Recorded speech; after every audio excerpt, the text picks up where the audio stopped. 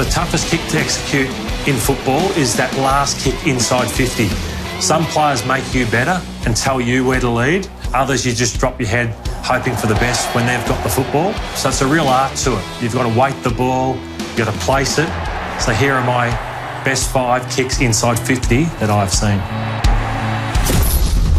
At number 5, I have Greg Williams. This may surprise some that I have the diesel in there because he's renowned for being arguably the best handballer in the history of the game. But watching some of the highlights and the vision in recent times of some of the past games, his ability to screw the ball across his body into the path of Stephen Kernahan often at Carlton was just exquisite. And it made me think Stephen Kernahan wasn't even ready to lead at that stage. The opposition defenders are going to run out that way, but he's just screwed the ball across his body. Diesel Williams clear, 48 metres. Look at that kick.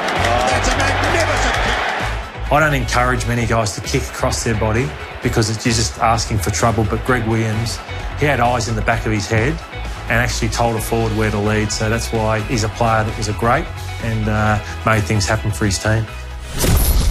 At number 4, I have Michael Long, and this one I was fortunate enough to play with Michael for around 200 games, and Michael actually kicked the ball to me where I kicked the 100th goal against North Melbourne. Long, now Lloyd goes, Long chips it, he's got him! And pretty much that kick sums up why Michael was such a great kick inside 50. Some players want to blast the ball at you. They think it looks good, but it's actually harder for the player to actually mark the football. But Michael just had this ability to deliver it just in front of you. So some players will look at the player who's leading, but it's about kicking it to where they're going to end up. And Michael had this ability to, it's like he had a window where you could see where you're going to end up, and he would just weight the ball out there in front of you. And the mark was so easy to take because the ball wasn't coming that hard, and that's why I valued Michael as the best kick inside 50 to me that I had in my time at Essendon.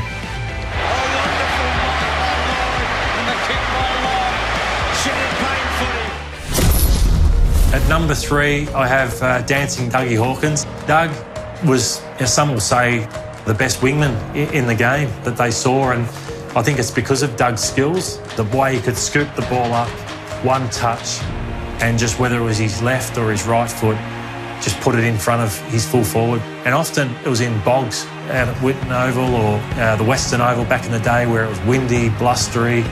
But the way he would spear it into the full forwards, I'd say, wow, that's as good as kicking that I've ever seen. So that was something that made Dougie separate himself from other wingmen that have ever played the game. Gutsy mark at that to Hawkins. Stood his ground well. He's gone for a pass. What a gem.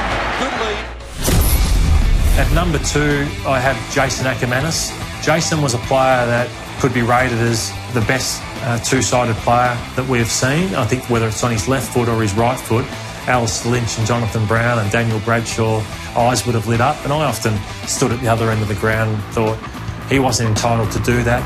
He really is explosive, and that is beautiful. That is glorious. He would screw the ball across his body into the passage where a player could run onto it. So he had a lot of different types of kicks, Jason. Jason could dart one in, he could kick it long over the top. So I think it was just the amount of different kicks Jason could execute inside 50 is what made him one of the best kicks the game has ever seen. At number 1, I have Darren Jarman. As good as all my Essendon teammates were, if I could have one player kicking the ball to me from any team over any era, I would have Darren Jarman kicking the ball to me. I remember going to a few Hawthorn games. My best mate growing up was a Hawthorn supporter, so he'd take me to a few games, and I'd just be blown away by what Jarman could do. He just glided across the field. It was just perfect. He just gave the fullback no opportunity to get a fist in. It wasn't at his toes. It was just at the perfect height where you could get it there, where the fullback could try as hard as they could to punch, but they just couldn't get to the ball because Jarman had weighted it out in front. And often he was running that way and he'd swing the ball that way. So it's like he had the ball magnetised with how he could deliver it to the key forwards. Jarman, the Rolls Royce march in front. There's nothing in front of him, however. Just one player. He chips to Byrne. Byrne can just about seal the game. Goes away from White. Shoots towards goal. And kicks the goal.